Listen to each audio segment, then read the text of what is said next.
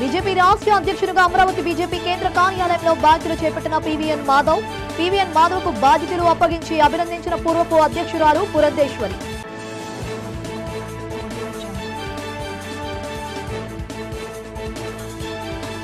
ZP సమావేశ మందిరంలో వాడివేడిగా జరిగిన జిల్లా పరిషత్ సర్వసభ్య సమావేశం. వ్యవసాయ, ఇరిగేషన్, విద్య, వైద్య, మహిళా, శిశు సంక్షేమం, ఇంజనీరింగ్ శాఖల పనితీరుపై చర్చించిన ఎమ్మెల్యేలు, అధికారులు. పెందోర్తి నియోజకవర్గం సింహాద్రినగర్ భారత మిల్క్ సెంటర్ ప్రాంగణంలో విశాఖ డైరీ వ్యవస్థాపకుడు ఆడారి తులసీరావు విగ్రహం ఆవిష్కరణ. విగ్రహాన్ని ఆవిష్కరించిన ఎమ్మెల్యే పంచకర్ల రమేష్ బాబు, ఆడారి ఆనంద్ కుమార్. సింహగిరి ప్రదక్షిణను శ్రీ వరాహలక్ష్మి నరసింహస్వామి దేవస్థానం సింహాచలం అనువంశిక ధర్మకర్త కేంద్ర మాజీ మంత్రి పూసపాటి అశోక్ గజపతిరాజు ప్రారంభించారు. సింహాచలంలోని తొలి పావంచా వద్ద శ్రీ సింహాద్రినాథుని రథానికి పూజలు చేసి జెండా ఊపి ప్రారంభించడంతో సింహగిరి ప్రదక్షిణ ప్రారంభమైంది. ఈ కార్యక్రమంలో ఎమ్మెల్యేలు గంటా శ్రీనివాసరావు, గణబాబు, దేవాదాయ శాఖ కమిషనర్ కె రామచంద్రమోహన్, ఆలయ ఈవో వి త్రినాథరావు, పలువురు ప్రజాప్రతినిధులు, ఉన్నత అధికారులు పాల్గొన్నారు. తొలి పావంచా వద్ద భక్తులు కొబ్బరికాయలు కొట్టి గిరి ప్రదక్షిణకు శ్రీకారం చుట్టారు. గోవింద గోవింద హరిహరోయ్ ఆదినారాయణ, జై సింహాద్రినాథ, జై అప్పన్న స్వామి అంటూ భక్తులు దేవుణ్ణి స్మరించుకుంటూ గిరి ప్రదక్షిణ చేస్తున్నారు. అశేష సంఖ్యలో భక్తులు గిరి ప్రదక్షిణలో పాల్గొన్నారు. ఈ రోజు ఉదయం నుండి భక్తులు తొలి పావంచాకు చేరుకుని మెట్ల మార్గాన్ని ఆలయానికి చేరుకుని స్వామివారిని దర్శించుకుని గిరి ప్రదక్షిణలో పాల్గొన్నారు. సుమారు 32 కిలోమీటర్లు సాగే గిరి ప్రదక్షిణలో లక్షలాది మంది భక్తులు పాల్గొన్నారు. గిరి ప్రదక్షిణ సాగే రహదారులు భక్త సందోహంతో నిండిపోయాయి. భక్తులకు జిల్లా అధికార యంత్రాంగంతో పాటు పలు స్వచ్ఛంద సేవా సంస్థలు విస్తృతంగా అనేక సౌకర్యాలు కల్పించాయి. ఎక్కడా ఎటువంటి అవాంఛనీయ సంఘటనలు జరగకుండా నగర పోలీస్ కమిషనర్ డాక్టర్ శంకాబ్రత్ బాగ్చి ఏర్పాట్లు చేశారు.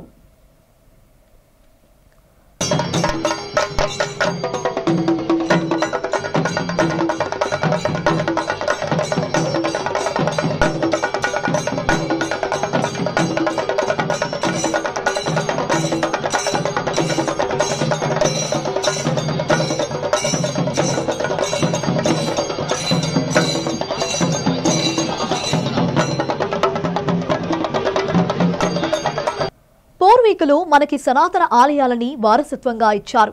కానీ అందరికీ అవసరమైన ఆధునిక దేవాలయాలు, రిజర్వాయర్లు, జలాశయాలు, అటువంటి ఆధునిక దేవాలయాలను రాష్ట్రంలో అత్యధికంగా నిర్మించే అవకాశాన్ని నాకు భగవంతుడు కల్పించాడు.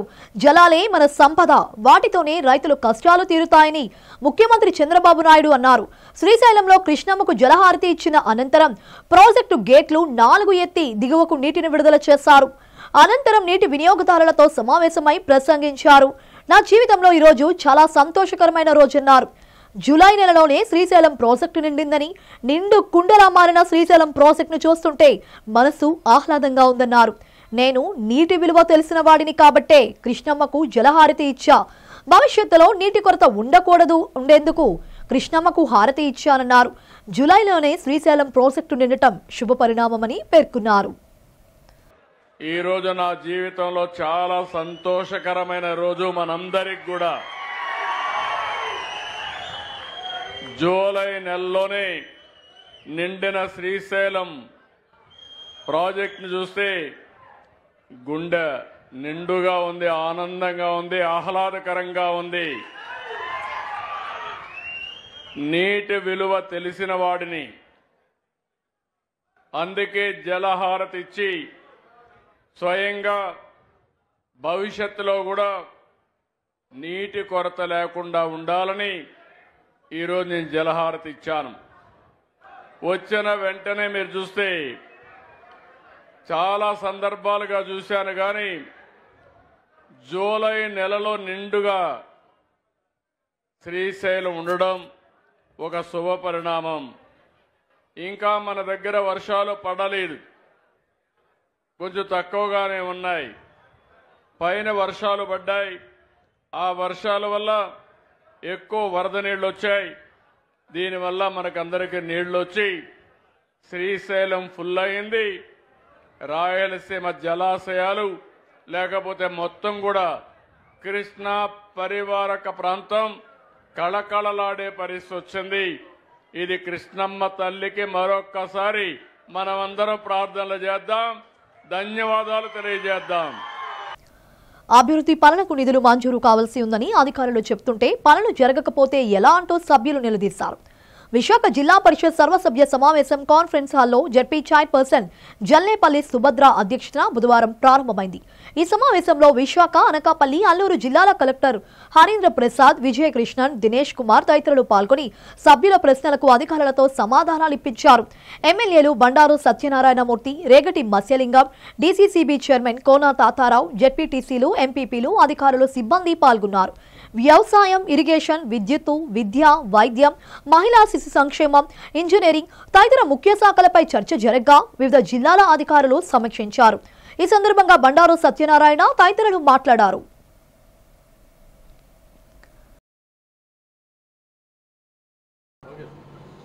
జిల్లా పరిషత్ సమావేశమైనా మండల సమావేశమైనా శాసనసభ్యుడికి కానీ అధికారులకు కానీ కింద గ్రామ స్థాయి నుంచి సమస్యలు ఏమున్నాయో అవగాహనతో ఇక్కడ చర్చించే అవకాశం ఉంటుంది. ఇక్కడే ఒక శాసనసభ్యుడు అన్ని సమస్యలు అన్ని గ్రామాలు వెళ్ళలేకపోవచ్చు, కానీ ఒక సర్పంచ్ కానీ ఒక ఎంపీపీ జడ్పీటీసీలు కానీ నిత్యం ప్రజల్లో ఉంటారు కనుక వారి ద్వారా తెలుసుకుండాలని, అధికారులు కూడా అప్రమత్తం చేయాలని ప్రధానంగా ఈ సమావేశం ముఖ్య ఉద్దేశం. ఈ సమావేశం ద్వారా మనం ఇక్కడ వ్యవసాయ పనులు ప్రారంభమవుతున్నాయి. రైతాంగానికి ఇటు సకాలంలో నీరు ఇవ్వాలి, విత్తనాలు, ఎరువులు ఇవ్వాలి. అదృష్టవశాత్తు ఈ సంవత్సరం వరుణ్ దేవుడు బాగా కరుణించాడు. విశాఖపట్నంలో ఉన్న రిజర్వాయర్స్ అన్నీ కూడా అప్పుడే ఎఫ్ఆర్ లెవెల్కి రాబోతున్నాయి. అంచేత దమ్ములకు కానీ వరి నాట్లు కానీ ఎటువంటి ఇబ్బంది లేదు. విత్తనాలు కూడా చంద్రబాబు నాయుడు గారి నాయకత్వంలో విత్తనాలు కూడా సకాలంగా రైతుకు కావాల్సిన విత్తనాలను కూడా ఇవ్వడం జరిగింది. అయితే ఆర్జీఎల్ అనే విత్తనం కొద్దిగా లాస్ట్ ఇయర్ కొద్దిగా దిగుబడి వచ్చినప్పుడు రెల్లి పురుగుని వచ్చి కొద్దిగా నాశనం చేసింది. దాని మీద కూడా జాగ్రత్త తీసుకోమని చెప్పడం జరిగింది. ఆ రకంగా వైద్యం ఇప్పుడు ఎందుకంటే సీజనల్ డిసీజెస్ స్టార్ట్ అవుతాయి, వాటర్ చేంజ్ అవుతుంది కనుక కొన్ని ప్రాంతాల్లో అందువల్ల డాక్టర్స్ని కూడా ఇప్పటి నుంచే ఏదైతే ఎపిడమిక్ స్టార్ట్ చేసి గ్రామీణ వాతావరణ ఫ్లోరినేషన్ కానీ డీసిల్టేషన్ కానీ కావాల్సిన మందులు కానీ ఫస్ట్ ఎయిడ్ మందులు కానీ అందించమని చెప్పడం జరిగింది. ఈ రకంగా ఇక్కడ ఈ సంవత్సరం అదృష్టం చంద్రబాబు నాయుడు గారి దయ వలన, అటు పవన్ కళ్యాణ్ గారి కృషితో, మోడీ గారి దయ వలన పారిశ్రామికంగా మళ్ళీ నూతన ఉత్సాహం నూతన అభివృద్ధిని మనం పుంజుకుంటూ ఉన్నాం. గత 5 ఏళ్ళుగా మీరు చూశారు, ఒక్క పరిశ్రమ అంటే పరిశ్రమ కనీసం ఒక్కడ కూడా తేలే. అలాంటిది ఈవేళ చంద్రబాబు నాయుడు గారు దగ్గర దగ్గర 2 లక్షల కోట్లు ఇండస్ట్రీస్ మనకు రాబోతూ ఉన్నాయి. అది భారతదేశంలో ఒక చరిత్ర. నిన్నే కాగ్నిజెంట్ అంటే మనకి ఐటీకి మంచి ప్రాముఖ్యత ఉంది. హైదరాబాద్ తర్వాత బెంగళూరు తర్వాత మంచి వాతావరణం ఉన్నది మన విశాఖపట్నం. మంచి మనుషులు ఉన్నారు, మంచి మానవాళ్ళు ఉన్నాయి. అంచేత అదృష్టవశాత్తు నిన్న లోకేష్ గారు బెంగళూరు వెళ్ళి కాగ్నిజెంట్ కానీ లేదా విప్రో కానీ మైక్రో ఏదైతే విప్రో కూడా రాబోతుంది. ఆ రకంగా ఇప్పుడు కూడా ఏదైనా డెవలప్మెంట్ రావాలంటే చిన్న చిన్న పరిశ్రమలు కాదు. ఇవాళ హైదరాబాద్కి సుమారు 6 లక్షల కోట్లు బడ్జెటరీ సపోర్ట్ వస్తుందంటే కేవలం ఐటీ. ఆ రోజు హైటెక్ సిటీ కట్టిన పుణ్యాన్న ఇవాళ హైదరాబాద్ రూపురేఖలే మారాయి. మనం కూడా ఆశిస్తున్నాం విశాఖపట్నం కూడా భారతదేశంలో ఇంపార్టెంట్ విలేజ్ మన సిటీ మన విశాఖపట్నం. రాష్ట్రంలో రెడ్ బుక్ రాజ్యాంగంతో పొలిటికల్ గవర్నెన్స్ తో పాటు కొకైన్ గవర్నెన్స్, గంజాయి గవర్నెన్స్ ను కూడా కూటమి ప్రభుత్వం సమర్థంగా అమలు చేస్తుందని మాజీ మంత్రి వైఎస్ఆర్సీపీ అనకాపల్లి జిల్లా అధ్యక్షుడు గుడివాడ అమర్నాథ్ మండిపడ్డారు. విశాఖ నగర పార్టీ కార్యాలయంలో మీడియాతో మాట్లాడుతూ డ్రగ్స్ కేసులో పట్టుబడిన వారిలో 2 నిందితులను 24 గంటలు గడవక ముందే పోలీసులు వదిలిపెట్టడం వెనుక టీడీపీ నేతల ఒత్తిళ్లు ఉన్నాయని అన్నారు. మంత్రి నారా లోకేష్, టీడీపీ ఎంపీ భరత్, ఎమ్మెల్యేలు వెలగపూడి రామకృష్ణ, బండారు సత్యనారాయణ, ఆయన కుమారుడు పోలీసులపై ఒత్తిళ్లు రావడం వల్లే ఈ కేసును పోలీసులు నీరుగార్చారని ఆగ్రహం వ్యక్తం చేశారు. కూటమి ప్రభుత్వం విశాఖను డ్రగ్స్ రాజధానిగా మార్చేశారని ధ్వజమెత్తారు. గత ఏడాది కాలంగా కూటమి ప్రభుత్వం శాంతి భద్రతలను అపహాస్యం చేసేలా పాలన సాగిస్తోందన్నారు. కేవలం రెడ్ బుక్ రాజ్యాంగాన్ని అమలు చేయడానికి పోలీసులు పరిమితమయ్యారని ఆరోపించారు. రాష్ట్రంలోని ప్రజలను సమానంగా చూస్తానంటూ ప్రమాణం చేసి సీఎంగా ఉన్న చంద్రబాబు దానికి భిన్నంగా వైఎస్ఆర్సీపీ వారికి ఎటువంటి పనులు చేయను, కేవలం తెలుగుదేశం పార్టీకి ఓటేసిన వారికే పనులు చేస్తానంటూ తన పొలిటికల్ గవర్నెన్స్ విధానమును బయటపెట్టారన్నారు. ఇప్పుడు కొత్తగా గంజాయి, కొకైన్ గవర్నెన్స్ కూడా రాష్ట్రంలో అమలు చేస్తున్నారనే విషయం వెలుగు చూసిందని ఎద్దేవా చేశారు. కేవలం రెడ్ బుక్ రాజ్యాంగం అమలు చేస్తున్నటువంటి ప్రభుత్వాన్ని గత 13-14 మాసాలుగా చూస్తూ ఉన్నాం. రెండోది, చంద్రబాబు నాయుడు గారు ముఖ్యమంత్రి గారు ఆయన స్థాయిలో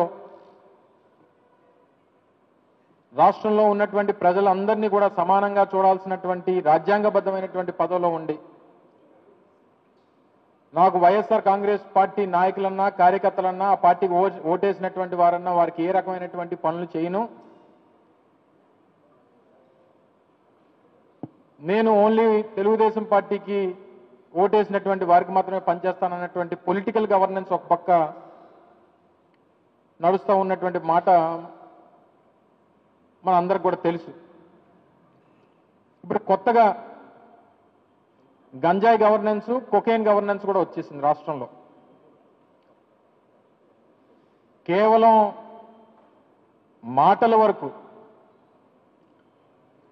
అధికారంలోకి వచ్చిన దగ్గర నుంచి గంజాయిని, డ్రగ్స్ని పూర్తిగా ఈ రాష్ట్రం నుంచి లేకుండా చేస్తాను, ఎక్కడా కనబడనివ్వకుండా చేస్తాను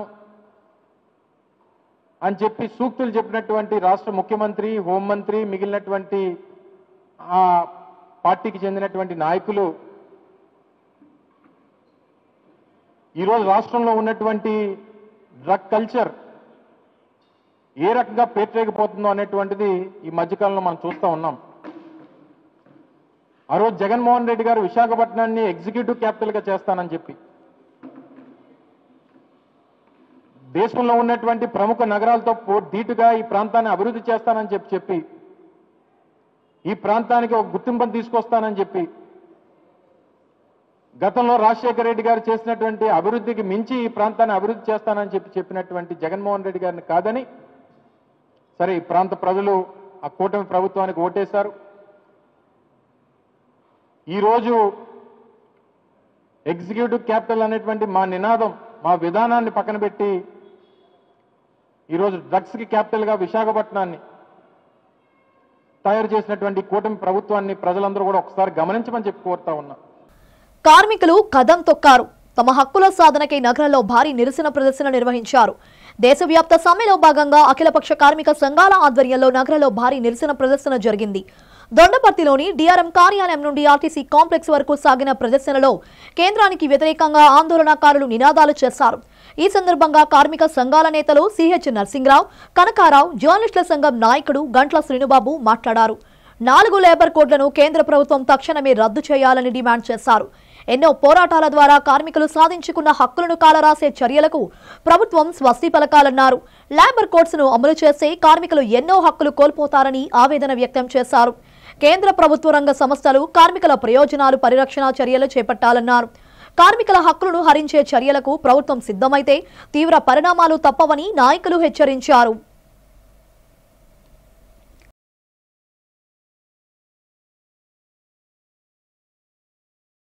దేశవ్యాప్తంగా ఈరోజు 30 కోట్ల మంది కార్మిక వర్గం సమ్మెలో దిగారు.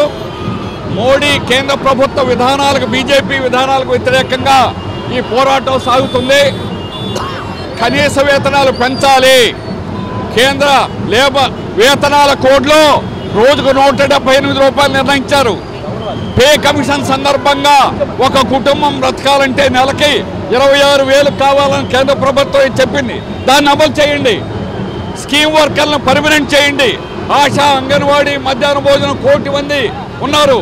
వీళ్ళు జీవితాంతం పనిచేసిన కాంట్రాక్ట్ వర్కర్లుగానే, అవుట్ సోర్స్గానే ఉంటున్నారు. అన్ని ప్రభుత్వ రంగం, steel plant, ship yard, port, అన్ని ప్రభుత్వ రంగాల్లో పనిచేసే కార్మికుల్ని పర్మనెంట్ చేయకుండా జీవితాంతం కాంట్రాక్ట్ కార్మికులుగా పనిచేయించుకుంటున్నారు. ఈరోజు 90 ఏళ్ల ముసలాయిని కూడా రోడ్డు మీదకి వచ్చే పరిస్థితి తీసుకొచ్చారు. పెన్షన్లో కోత, డిఏ ఉండదు. సో కాబట్టి ప్రజలందరూ కూడా తిరుగుబాటు చేసే రోజులు ఈరోజు వచ్చింది. తర్వాత ప్రపంచవ్యాప్తంగా ఇండియన్ ఎంబసీస్ దగ్గర ఈరోజు మనకి మద్దతుగా అనేక దేశాల్లో కూడా మనకు మద్దతుగా కార్మిక సంఘాలు, ఐటీసీ, డబ్ల్యూఎఫ్టీయూకి సంబంధించి కార్మిక సంఘాలు కూడా మనల్ని మద్దతుగా అక్కడ చేస్తున్నాయి. దేశవ్యాప్తంగా కేంద్రం 44 కార్మిక చట్టాలను రద్దు చేసింది. అందులో 2 జర్నలిస్టులకు సంబంధించిన చట్టాలు కూడా ఉన్నాయి. వర్కింగ్ జర్నలిస్టుల చట్టం 1955, వేతనాల చెల్లింపునికి సంబంధించిన చట్టం 1958 ఉన్నాయి. కాబట్టి కార్మిక చట్టాలతో పాటు ఈ 2 జర్నలిస్టు సంఘాల చట్టాలను కూడా పునరుద్ధరించాలని, జర్నలిస్టులకు న్యాయం చేయాలని చెప్పేసి ఈరోజు ఆల్ ఇండియా దేశవ్యాప్తంగా జరుగుతున్న కార్మిక సంఘాల సమ్మెలో మేము కూడా ఆంధ్రప్రదేశ్ వర్కింగ్ జర్నలిస్టుల ఫెడరేషన్ తరఫున సంఘీభావం ప్రకటిస్తున్నాం. ఈరోజు దేశవ్యాప్తంగా ఒక విధంగా చెప్పాలంటే సకల జనాల సమ్మె జరుగుతుంది. ఈ సమ్మెలో మొత్తం భారత కార్మిక వర్గం కేంద్ర ప్రభుత్వం అనుసరిస్తున్నటువంటి కార్మిక ప్రజా వ్యతిరేక విధానాలకు వ్యతిరేకంగా, ఈ నియంతృత్వ నరేంద్ర మోడీ నాయకత్వానికి వ్యతిరేకంగా జరుగుతున్నటువంటి మహోన్నత పోరాటంగా దీన్ని మనం చూడాలి. ఈరోజు భారతదేశంలో ఉన్నటువంటి కార్మిక వర్గాన్ని 4 చట్టాలన్నిటి కూడా మార్చి 4 కోళ్లుగా తీసుకొచ్చి భారత కార్మిక వర్గాన్ని బలిపీఠం ఎక్కించాలని చెప్పి ఇవాళ నరేంద్ర మోడీ ప్రభుత్వం ఆలోచిస్తూ ఉంది. అందులో భాగంగానే 10 గంటల్లో మార్పు తీసుకొస్తా ఉన్నారు. కార్మిక చట్టాలు ఉల్లంఘిస్తూ ఉన్నారు. కార్మికులు PF, ESఐ ప్రాథమికటువంటి చట్టాలు కూడా ఇవాళ తొలగించి కార్మిక వర్గాన్ని దోచిపెడతా ఉన్నారు. ప్రభుత్వ రంగ సంస్థలన్నింటినీ కూడా మూసేస్తాం, అమ్మేస్తామని చెప్పి ఇవాళ బరితెగించి భారత ప్రధానిగా చెప్తా ఉన్నాడు. ఆడారి తులసీరావు సేవలు చిరస్మరణీయమని, అటువంటి మహానీయుడు విగ్రహావిష్కరణ కార్యక్రమంలో పాల్గొనడం అదృష్టం భావిస్తున్నానని జనసేన పార్టీ ఉమ్మడి విశాఖపట్నం రూరల్ జిల్లా అధ్యక్షులు, పెందుర్తి నియోజకవర్గం శాసనసభ సభ్యులు పంచకర్ల రమేష్ బాబు అన్నారు. పెందుర్తి నియోజకవర్గం పెందుర్తి మండలం జీవీఎంసీ 96వ వార్డు పెందుర్తి జంక్షన్ నుండి ఆనందపురం వెళ్ళు రేడు మార్గంలో Simhadri Nagar Visakha dairy bulk milk centre ప్రాంగణంలో ఏర్పాటు చేసిన రైతు బంధు ఆడారి తులసీరావు విగ్రహ ఆవిష్కరణ కార్యక్రమంలో ముఖ్య అతిథిగా పాల్గొని విగ్రహాన్ని ఆవిష్కరించారు. ఈ కార్యక్రమంలో నగర మేయర్ పీలా శ్రీనివాసరావు గారు, ఏపీయూఎఫ్ఐడిసి చైర్మన్ అనకాపల్లి మాజీ శాసనసభ్యులు పీలా గోవింద్ సత్యనారాయణ, విశాఖ డైరీ చైర్మన్ ఆడారి ఆనంద్ పాల్గొన్నారు. అనంతరం వారు మాట్లాడారు.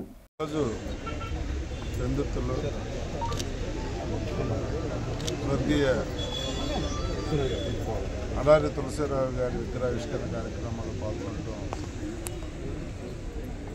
నిజంగా ఆనందం, ఒక పక్కన బాధ. నాకు తండ్రి సమానులు. నేను ఈ జిల్లాలో ఎక్కువగా ప్రేమించే వ్యక్తి, నాకు చాలా ఇష్టమైన వ్యక్తి. బడుగు బలహీన వర్గాలు, పేదల పార్టీ పెన్నిధిగా పేరుగాంచి ఎంతోమంది జీవితాల్లో, పాడి రైతుల జీవితాల్లో ఒక మంచి చేయాలి, ఒక మంచి చూడాలి అన్న తపనతో పనిచేసిన వ్యక్తి. ఎంతోమందికి మాలాంటి వాళ్ళకి ఆదర్శప్రాయమైన వ్యక్తి. పార్టీలకు అతీతంగా ఉత్తరాంధ్ర కానీ ఈస్ట్ వెస్ట్ వరకు కూడా ఆయన అభిమానించే, రాష్ట్ర వ్యాప్తంగా పార్టీలకు అతీతంగా తులసీరావు గారిని అభిమానించే వ్యక్తులు. తులసీరావు గారిలాగా కష్టపడాలి, తులసీరావు గారిలాగా పనిచేయాలి, తులసీరావు గారిలాగా పేరు తెచ్చుకోవాలని తప్పనితో పనిచేసిన వ్యక్తుల్ని చాలామంది చేశారు. మా అందరికీ స్ఫూర్తి. మరి అలుపెరుగని వీరులాగా పనిచేశారు. ఆయన ఏది తలపెట్టినా కూడా దాన్ని దిగ్విజయం చేసి అనునిత్యం పాడి రైతుల కోసం ఆలోచించే వ్యక్తి. రాజకీయ నాయకులతో ఆయన కాస్త రిలేషన్ మెయింటైన్ చేసినా వాళ్ళకి ఎప్పుడూ కూడా ప్రయారిటీ రైతుల తర్వాతే ఇచ్చారు. దానివల్ల చాలామందికి ఆయన దూరం అయినా కూడా కొన్ని ఇబ్బందులు పడ్డా కూడా భరించారు తప్ప రైతు శ్రేయస్సు మాత్రం ఈరోజు మర్చిపోలేదు. అలాంటి మహానుభావుడి విగ్రహం ఈరోజు నా చేతుల మీద ప్రారంభించడం అనేది నాకు పూర్వజన్మ సుకృతంగా భావిస్తూ ఉన్నాను. ఆ మహామనిషి ఎక్కడున్నా ఆ కుటుంబాన్ని, రైతుల్ని కాపాడాలి అని ఆయన చల్లని దీవెనలు వాళ్ళకు ఉండాలని చెప్పి మనస్ఫూర్తిగా కోరుకుంటున్నాను. మరి ఇప్పటి చైర్మన్, వారి వారసుడు ఆడారి ఆనంద్ గారికి, డైరెక్టర్ రమాకుమారి గారికి, మిగతా డైరెక్టర్లకు అందరికీ కూడా నాకు ఈ అవకాశాన్ని ఇచ్చినందుకు ధన్యవాదాలు తెలియజేస్తూ ఆ మహానుభావుడికి నివాళులు అర్పిస్తాను. మావోయిస్టులతో శాంతి చర్చలను జరిపేందుకు కేంద్ర ప్రభుత్వం సిద్ధం కావాలని సిపిఐ రాష్ట్ర సహాయ కార్యదర్శి జీవి సత్యనారాయణమూర్తి డిమాండ్ చేశారు. అలీపురంలోని సిపిఐ కార్యాలయంలో పౌర సంఘాల నాయకులతో కలిసి మీడియా సమావేశంలో పాల్గొన్నారు. ఈ సందర్భంగా సత్యనారాయణమూర్తి మాట్లాడుతూ మావోయిస్టులపై నిర్బంధకాండను కేంద్ర ప్రభుత్వం నిలిపివేయాలన్నారు. బస్తర్ ఐజీ సుందర్ రాజ్ చేసిన వ్యాఖ్యలను ఖండించారు. మావోయిస్టుల పేరుతో నిరాయుధులపై పోలీసులు దాడులు చేసి ప్రజలను వేధించడాన్ని నిలిపివేయాలన్నారు. ప్రజాస్వామ్య పద్ధతిలో మావోయిస్టులతో చర్చలు జరిపి సమస్య పరిష్కారానికి కేంద్రం చొరవ చూపాలన్నారు. ఆపరేషన్ కగార్ను తక్షణమే కేంద్రం నిలిపివేయాలని సత్యనారాయణమూర్తి డిమాండ్ చేశారు. మావోయిస్టు ప్రాంతాల్లో చేపడుతున్న బల ప్రయోగ విధానాన్ని వ్యతిరేకించారు.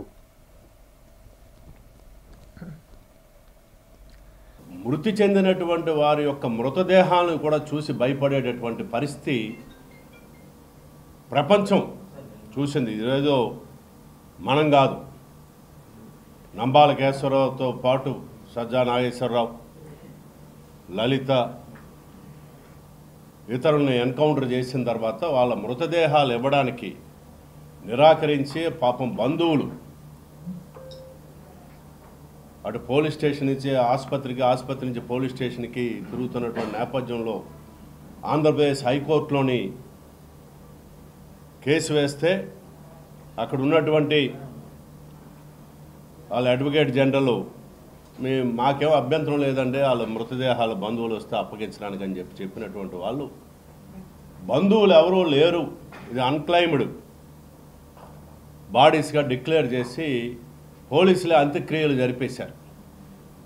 ఆఖరికి నంబాల కేశవరావు యొక్క పెద్ద కర్మ చేసుకోవడానికి వాళ్ళు సాంప్రదాయబద్ధంగా, ఇప్పుడు ఆయనకి లేకపోవచ్చు, ఆ కుటుంబానికి తల్లి ఇతర అన్నదమ్ములు ఉండి సాంప్రదాయబద్ధంగా పెద్ద కర్మ చేస్తామని చెప్పని ఈరోజు మీరు సనాతన ధర్మం అని చెప్పని ఆ ధర్మ పరిరక్షణ కోసం పెద్దగా ఉపన్యాసాలు ఇస్తున్నటువంటి ప్రభుత్వం మరి ఆ ధర్మం ప్రకారం వాళ్ళు అంత్యక్రియలు జరుపుకుంటాం, పెద్ద కర్మ చేసుకుంటాం అని అంటే దాన్ని నిరాకరించినటువంటి వాళ్ళు ఈరోజు వాళ్ళు చెప్తున్నటువంటి దానికి ఆచరణలో వాళ్ళు చేస్తున్న దానికి ఎక్కడా పొంతం లేదన్నది స్పష్టం అవుతా ఉంది. 7వ తేదీ సాయంత్రం నుంచి ఇంద్రావతి నేషనల్ పార్క్ దగ్గర దాదాపు 30,000 మంది పైగా ఈరోజు సైనిక బలగాలు, కేంద్ర సైనిక బలగాలు, ఛత్తీస్గఢ్ రాష్ట్ర పోలీసులు పెద్ద ఎత్తున ఈరోజు వాళ్ళు అక్కడ కేంద్రీకృతమయ్యారు. వాళ్ళంతా ఈరోజు ప్రకటిస్తుంది ఏంటంటే మేము లొంగిపోండి లేకపోతే చంపేస్తాము అని, చంపేస్తామని ప్రకటించే హక్కు ఈరోజు రాజ్యాంగబద్ధంగా కానీ చట్టబద్ధంగా కానీ ఆ ప్రకటన చేసే హక్కు రాజ్యాంగం ఈరోజు ఆ బలగాలకు కానీ ఐజీకి కానీ ఎవరికి ఇవ్వలేదు. కానీ వాళ్ళు ఈ విధంగా మేము చంపేస్తాము అని చెప్పేసి మాట్లాడుతుంది. అక్కడ సైనికీకరించబడిన ప్రాంతం అదంతా కూడా ఈరోజు కొత్తగా గణపతో లేదో హిడ్మంగని ఈరోజు పేరు చెప్పుకొని మాట్లాడుతున్నారు. ఎప్పుడు ప్రతిసారి ఒక్కొక్కరి పేరు చెప్పుకొని మాట్లాడుతూ అక్కడ ఆదివాసీల హక్కుల కోసం మీద దాడి జరుగుతుంది. ఇప్పటికే ఆదివాసీ ప్రాంతాలన్నిటి మీద కూడా అక్కడున్న ఖనిజ సంపదని మనకి దాదాపు ఛత్తీస్గఢ్ ప్రాంతంలో 51% పైగా అక్కడ ఇనుప ఖనిజం కానీ మిగతా ఉన్న అనేక సంబంధించిన డోలమైట్ కానీ అనేక సంబంధించిన ఖనిజ సంపద అంతా కూడా పెద్ద ఎత్తున వాళ్ళ యొక్క అభివృద్ధిలో అదంతా కూడా భాగస్వామ్యమైంది. బీజేపీ రాష్ట్ర కార్యాలయంలో బుధవారం పీవీఎన్ మాధవ్ అధికారికంగా అధ్యక్ష బాధ్యతలు స్వీకరించారు. పూర్వపు రాష్ట్ర అధ్యక్షురాలు, రాజమండ్రి పార్లమెంట్ సభ్యురాలు దగ్గుబాటి పురంధేశ్వరి, ఎమ్మెల్సీ సోమవీర్రాజు, బీజేపీ ఎమ్మెల్యేలు, ముఖ్య నేతలు, కార్యకర్తలు, అభిమానులు భారీగా హాజరయ్యారు. తొలుత తుమ్మలపల్లి కళాక్షేత్రం వద్దనున్న డాక్టర్ బిఆర్ అంబేద్కర్ విగ్రహానికి పూలమాల వేసి నివాళులు అర్పించారు. అనంతరం కళాక్షేత్రం నుంచి బీజేపీ రాష్ట్ర కార్యాలయం వరకు భారీ ర్యాలీ నిర్వహించారు. ఈ ర్యాలీలో బీజేపీ నాయకులు, కార్యకర్తలు పెద్ద సంఖ్యలో పాల్గొన్నారు. అనంతరం మీడియా సమావేశంలో ఆయన మాట్లాడుతూ నాకంటే ముందు అధ్యక్షులైన వారి శక్తియుక్తులతో ముందుకు వెళ్తాను అన్నారు.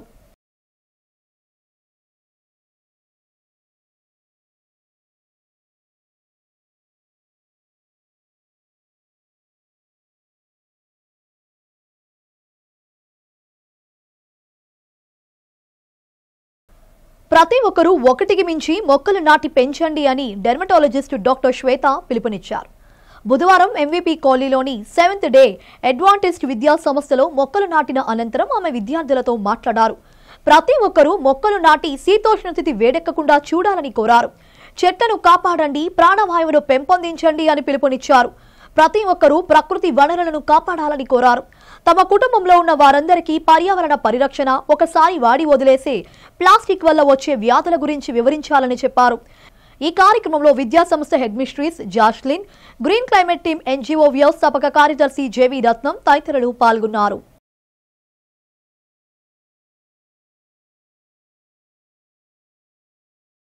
కూటమి ప్రభుత్వం అభివృద్ధి సంక్షేమ కార్యక్రమాలను ప్రజలకు వివరిస్తూ వారి సమస్యలను తెలుసుకోవడం కోసమే సుపరిపాలన తొలి అడుగు లక్ష్యమని తెలుగుదేశం పార్టీ సీనియర్ నాయకురాలు పెదపాటి కళ్యాణి పేర్కొన్నారు. కూటమి ప్రభుత్వం ఏడాది సూపర్ పాలనపై కసింకోట గ్రామంలో ఎంప్లాయీస్ కాలనీలో ఇంటింటా ప్రచారం నిర్వహించారు. ఈ సందర్భంగా పెదపాటి కళ్యాణి మాట్లాడుతూ రాష్ట్ర ముఖ్యమంత్రి నారా చంద్రబాబు నాయుడు, ఉప ముఖ్యమంత్రి పవన్ కళ్యాణ్, మంత్రి నారా లోకేష్ ఆదేశాల మేరకు చేపట్టిన తొలి అడుగు కార్యక్రమం స్థానిక MLA Konathala Ramakrishna, MP CM Ramesh, మాజీ ఎమ్మెల్యే పీలా గోవింద్ సత్యనారాయణ ఆదేశాలతో మండలంలోని మేజర్ పంచాయతీ కసింకోట ఎంప్లాయీస్ కాలనీలో ఇంటింటా ప్రచారం నిర్వహించనున్నారు. కాలనీలో ఇంటింటికి వెళ్లి ప్రజలతో మాట్లాడి వారి సమస్యలు అడిగి తెలుసుకున్నామని చెప్పారు. అదేవిధంగా ప్రభుత్వం అమలు చేస్తున్న పథకాలను, తొలి ఏడాది సాధించిన అభివృద్ధిని ఇంటింటికి వెళ్లి ప్రతి ఒక్కరికి వివరించామని తెలిపారు. అధికారం చేపట్టిన ఏడాదిలోనే ఎన్నికల ముందు ఇచ్చిన హామీలలో అధిక శాతం అమలు చేసిన ఘనత కూటమి ప్రభుత్వానిదే అన్నారు. ఈ కార్యక్రమంలో తాక్యాసి కృష్ణ, కొయ్యిలాడ నాగు, నాగరాజు, సాయి, బీశెట్టి నూకరత్నం, మహాలక్ష్మి, మహిళా కార్యకర్తలు, నాయకులు పాల్గొన్నారు. అందరికీ నమస్కారం అండి. ఈరోజు తెలుగుదేశం పార్టీ కూటమి ప్రభుత్వం వచ్చిన తర్వాత 1 సంవత్సర కాలం అయినందువలన సుపరిపాలనలో మొదటి అడుగు, సుపరిపాలన 1 సంవత్సరం సుపరిపాలన మొదటి అడుగు అని చెప్పి ఒక కార్యక్రమం చేపట్టడం జరిగింది ప్రభుత్వం. అందులో భాగంగా మేము కార్యకర్తలందరం కూడా నాయకులైన ఎంపీలు, ఎమ్మెల్యేల దగ్గర నుంచి, మినిస్టర్ల దగ్గర నుంచి, గ్రాస్ రూట్లో ఉన్న బూత్ ఇన్ఛార్జీల వరకు కూడా ప్రతి ఇంటికి వెళ్ళి ఆ ఇంట్లోన సూపర్ 6 పథకాల్లోన అమలు ఎంతవరకు జరుగుతుంది, ఈ సంవత్సర కాలం ప్రభుత్వం తాలూకా పనితీరు ఎలా ఉంది, ఒకవేళ ఏదైనా పొరపాటున టెక్నికల్ ఇష్యూ వల్ల కానీ, ఏదైనా ప్రాబ్లం వల్ల, లేదా వాళ్ళ ఆధార్ కార్డు ప్రాబ్లం కానీ, ఏదైనా ప్రాబ్లం వల్ల పథకాలు ఏమైనా రాకపోయినట్లుగా అయితే కనుక ఇమ్మీడియట్గా ప్రాబ్లం తెలుసుకొని దాని సాల్వేషన్కి ప్రభుత్వానికి పైకి మంగళగిరి పార్టీ కార్యాలయానికి అయితేనేమి, సచివాలయానికి అయితేనేమి పంపించడం జరుగుతుంది. వెంటనే ఆ ప్రాబ్లంను సాల్వ్ చేయడం కోసం ప్రయత్నించడం జరుగుతుంది. అందులో భాగంగా చంద్రబాబు నాయుడు గారు, పవన్ కళ్యాణ్ గారు అభిప్రాయం ఏంటంటే, ఇంటింటికి కార్యకర్త వెళ్తే వాళ్ళ తాలూకా కష్ట సుఖాలు స్వయంగా తెలుసుకోవడం జరుగుతుంది. ఎవరో ఏదో చెప్పారని వినేసి, లేకపోతే ఇప్పుడు చూస్తున్నాం మనం, దీనికి ప్రధాన కారణం ఇది వరకు వైసీపీ గవర్నమెంట్ వచ్చిన టైంలో మాకు చంద్రబాబు నాయుడు గారు మాకు పిలుపునిచ్చింది ఏంటంటే, 2 సంవత్సరాల టైం ఇవ్వాలి ఏ గవర్నమెంట్కి అయినా, 2 సంవత్సరాల కాలం చూసిన తర్వాత అప్పుడు మాట్లాడదామని చెప్పి ఆయనకున్న అనుభవంతోనూ, ఆయనకున్న విజ్ఞతతోనూ, ఆయనకున్న సంస్కారంతోనూ 2 సంవత్సరాల పాటు తెలుగుదేశం పార్టీ కార్యకర్తలు ఎవరిని కూడా రోడ్డు మీదకి వచ్చి మాట్లాడనవ్వలేదు. ఎందుకంటే మాకు అధికార దాహం లేదు. చంద్రబాబు నాయుడు గారికి అధికారం కొత్త కాదు, రాజకీయం కూడా కొత్త కాదు. కాబట్టి 2 సంవత్సరాల టైం తీసుకుని మాత్రమే వాళ్ళు చేయలేదని అడగడానికి బయటకు వచ్చాం. ఆ సందర్భంలో ఎన్నో కేసులు, ఎంతో మంది జైలుకి వెళ్ళిన సందర్భాలు ఉన్నాయి. ఒక్కొక్కళ్ళ మీద 20-30 కేసులు కూడా ఉన్నాయి. చింతకాయల అయ్యన్న పాత్రుడు లాంటి ఆయన మీద కానివ్వండి, సాక్షాత్తు చంద్రబాబు నాయుడు గారినే తీసుకెళ్లి జైల్లో పెట్టిన సందర్భం ఉంది. అయితే వైసీపీ నాయకులు పాపం 11 సీట్లకి ప్రజలు పరిమితం చేసినప్పటికీ కూడా 11 నెలలు కూడా ఇంట్లో ఉండలేకపోతున్నారు. అంటే అధికార దాహం ఎంత ఎక్కువగా ఉంది అంటే వాళ్ళు ఇప్పుడు ఇమ్మీడియట్గా అధికారాన్ని పొందేయాలి. నక్కపల్లి మండలం వెదుళ్లపాలెం జంక్షన్ వద్ద బొలోరాలో అక్రమంగా తరలిస్తున్న 840 కేజీల గంజాయిని నక్కపల్లి పోలీసులు స్వాధీనం చేసుకున్నారు. ఈ సందర్భంగా ఏర్పాటు చేసిన మీడియా సమావేశంలో అనకాపల్లి జిల్లా ఎస్పీ తుహిన్ సిన్హా కేసు వివరాలు వెల్లడించారు. పట్టుకున్న గంజాయి విలువ 42 లక్షల రూపాయలు ఉంటుందని అన్నారు. గంజాయి అక్రమ రవాణాకు పాల్పడిన 4 నిందితులని నక్కపల్లి పోలీసులు అదుపులోకి తీసుకుని అరెస్టు చేయడం జరిగిందని చెప్పారు. వారి వద్ద నుండి ఒక బొలెరో వాహనం, 2 ద్విచక్ర వాహనాలు, సెల్ ఫోన్లు స్వాధీనం చేసుకున్నట్లు ఎస్పీ వెల్లడించారు. ఒడిశా రాష్ట్రం నుంచి కర్ణాటక రాష్ట్రానికి గంజాయిని తరలిస్తుండగా అందించిన సమాచారంతో స్థానిక పోలీసులు దాడి చేసి నిందితులను అదుపులోకి తీసుకున్నామన్నారు. నిందితులను పట్టుకోవడంలో చొరవ చూపిన నక్కపల్లి సిఐ బృందాన్ని ఎస్పీ అభినందించారు. ఈరోజు Anakapalli district Nakkapalli police station లిమిట్స్లో ఒక మంచి NDPS కేస్ పట్టుకోవడం జరిగింది. ఇది టోటల్ 840 kgs ఆఫ్ గాంజా, 20 గాంజాయి వైట్ బ్యాగ్స్లోనే దొరికింది. ప్రతి బ్యాగ్లో 42 kgs గాంజా మనకి దొరికింది. దానికి కాస్ట్ సుమారుగా 42 lakhs వరకు ఉంటుంది. దీంతో పాటు మనకి ఒకటి బొలెరో వెహికల్, ఇంకా 2 motor cycles, 1 motor cycle and 1 scooty which were used as pilots, ఇంకా కొన్ని మొబైల్ ఫోన్స్ కూడా సీజ్ చేయడం జరిగింది. ఇది మనకి SB information and local police station information మీద local police station, Nakkapalli police station అన్ని రూట్స్ కవర్ చేసుకుని ఈ నేషనల్ హైవే 16 మీద వెదులపాలెం జంక్షన్ దగ్గర ఒక బొలెరో వెహికల్ అండ్ మిగతా అందరూ అక్యూజ్ ఇంటర్సెప్ట్ చేయడం జరిగింది. ఇన్ టోటల్ మనకి 4 అక్యూజ్డ్ దొరికారు. ఇందులో 3 accused are from Anakapalli district, Rolugonda mandal and Golugonda mandal. ఇంకా ఒక అక్యూజ్డ్ మనకి చింతపల్లి కొత్తపాలెం పంచాయతీ నుంచి ఉన్నారు. ఫర్దర్ ఇంటెరోగేషన్ మనం చేసుకుంటున్నాము, కానీ ప్రిలిమినరీ ఇంటెరోగేషన్ ప్రకారం మనకి ఏం తెలిసింది, దట్ ఇది జనబా ఏరియా మల్కాన్గిరి డిస్ట్రిక్ట్ ఒడిశా నుంచి వాళ్ళు గాంజాయి ప్రొక్యూర్ చేశారు. అండ్ ఇది డెస్టినేషన్ చిక్మంగళూరు కర్ణాటక స్టేట్, అక్కడ వైపు వాళ్ళు తీసుకుని వెళ్తున్నారు. ఇందులో కొన్ని CDR analysis, phone records, phone analysis అన్నీ ఇప్పుడు మనం చేసుకుంటున్నాము. ఫర్దర్ లింకేజెస్ అండ్ ఫర్దర్ అక్యూజ్ని కూడా మనం ఖచ్చితంగా పట్టుకుంటాము.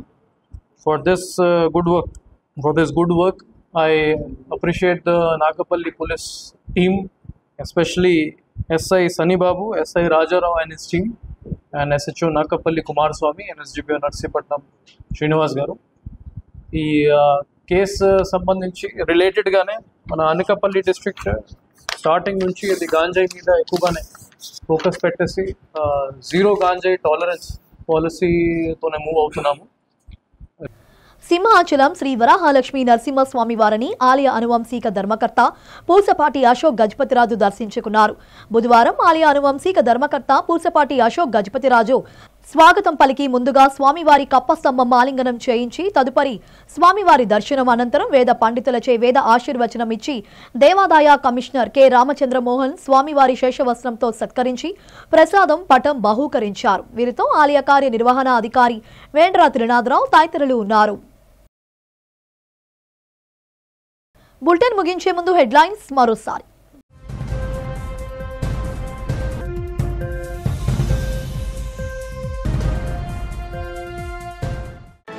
భక్తజన సందోహంతో నగరమంతా కిటకిటలాడిన సింహాచల దేవస్థానం గిరి ప్రదక్షిణ.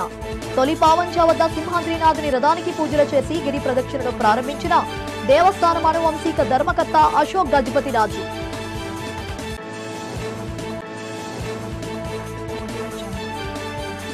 బీజేపీ రాష్ట్ర అధ్యక్షునిగా అమరావతి బీజేపీ కేంద్ర కార్యాలయంలో బాధ్యతలు చేపట్టిన పివిఎన్ మాధవ్ కు బాధ్యతలు అప్పగించి అభినందించిన పూర్వపు అధ్యక్షురాలు పురంధేశ్వరి.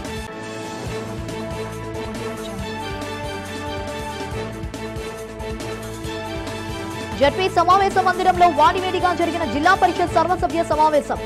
వ్యవసాయ, ఇరిగేషన్, విద్య, వైద్య, మహిళా, శిశు సంక్షేమం, ఇంజనీరింగ్ శాఖల పనితీరుపై చర్చించిన ఎమ్మెల్యేలు, అధికారులు. పెందోర్తి నియోజకవర్గం సింహాద్రినగర్ భారత మిల్క్ సెంటర్ ప్రాంగణంలో విశాఖ డైరీ వ్యవస్థాపకుడు ఆడారి తులసీరావు విగ్రహం ఆవిష్కరణ. విగ్రహాన్ని ఆవిష్కరించిన ఎమ్మెల్యే పంచకర్ల రమేష్ బాబు, ఆడారి ఆనంద్ కుమార్. ఇవి ఇప్పటి వరకున్న అప్డేట్స్. మరిన్ని అప్డేట్స్ కోసం చూస్తూనే ఉండండి డిజిటల్ న్యూస్.